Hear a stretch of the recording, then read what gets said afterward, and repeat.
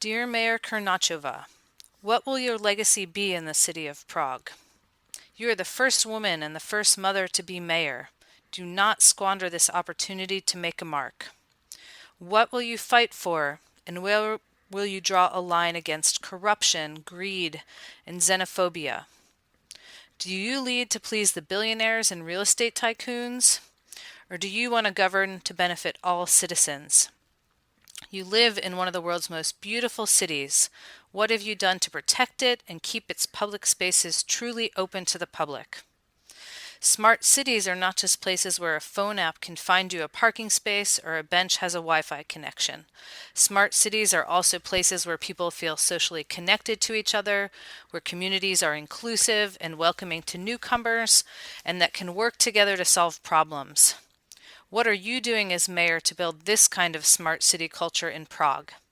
How many refugees have you settled in the city? What new services have you created for homeless people and drug addicts? What are you doing to help people find affordable housing and to slow gentrification? These are not the projects that I know politicians usually get behind, but what good is helping rich people get richer when so many other people are left behind?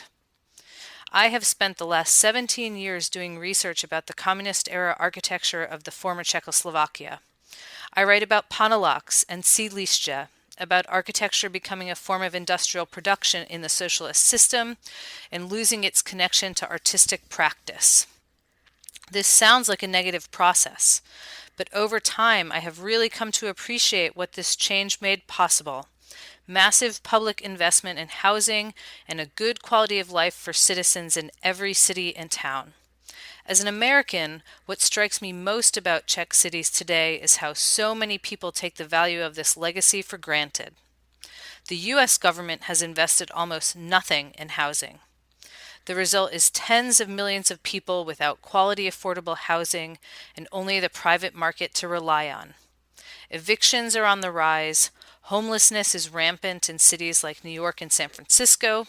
Is this the kind of system that you want to emulate?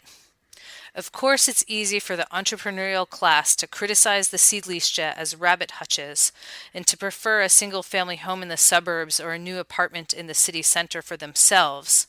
But more than 40% of the population of Prague lives on housing estates. Prague could not be prosperous without its sídliště. These are the places where people develop their social connections, where children grow up and go to school, and where a quality of life is still possible on modest salaries. What are you doing for these neighborhoods? Selling off their commercial and public spaces to the highest bidders and promoting privatization as the path forward will not work. The private market puts profit above all other concerns. This is the reason that an increasingly privatized city cannot be a smart city.